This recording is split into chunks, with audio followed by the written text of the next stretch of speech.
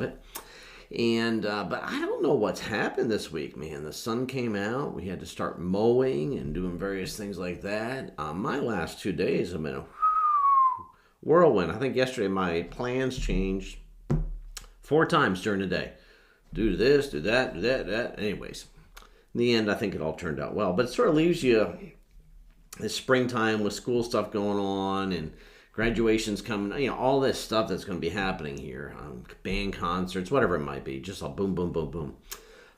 It can leave your head spinning and then gasping, saying, "Man, I need some help. I need a V8." Remember that commercial? I need a V8, or I should have had a V8 or something like that. Yeah. Anyways, when you're missing a little bit, and so I'd like to talk to you a little bit. I remember one time when after I think it was our second pastoral vote here, we sort of drove away somewhere while the vote was going on. And anyways, we're going down the road, and I wasn't paying attention too well, and I realized we're out of gas.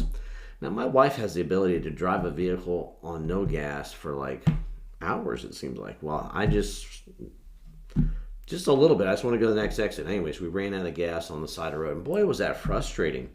I thought about, all the potential I had there if I only had gas to get where I needed to go, and we're off to the side of the road in a dangerous place, realizing that we're just sort of not moving, not going to move until somebody comes and helps us. And so that's what we're going to talk about a little bit here. This next series we're in, we're going to talk about the Holy Spirit, which I do not think is talked about enough. It is a third person of the Trinity that gets very little attention.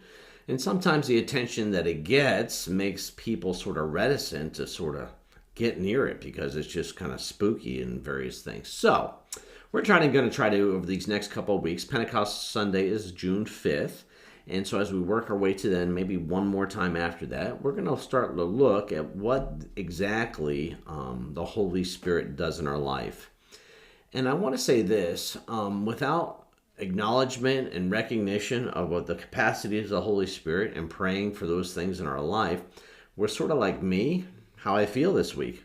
Just need a little bit more. You ever feel like that? In fact, in First Thessalonians, there's a report, chapter 1, you can read it, just an incredible report of a very vibrant church going, but Paul was coming to sort of finish what was lacking in their faith. They were still lacking something. They were sort of not getting the punch that they needed. They were missing something in their life.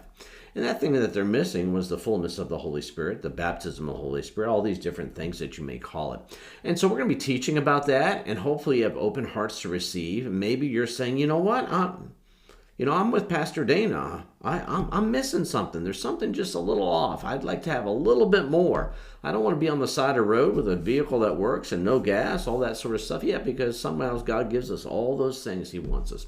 So we're going to investigate it. It would be a teaching series, at least the first couple of times. And so we're going to be, the application will be like, wow, well, what can I pray for as I learn stuff?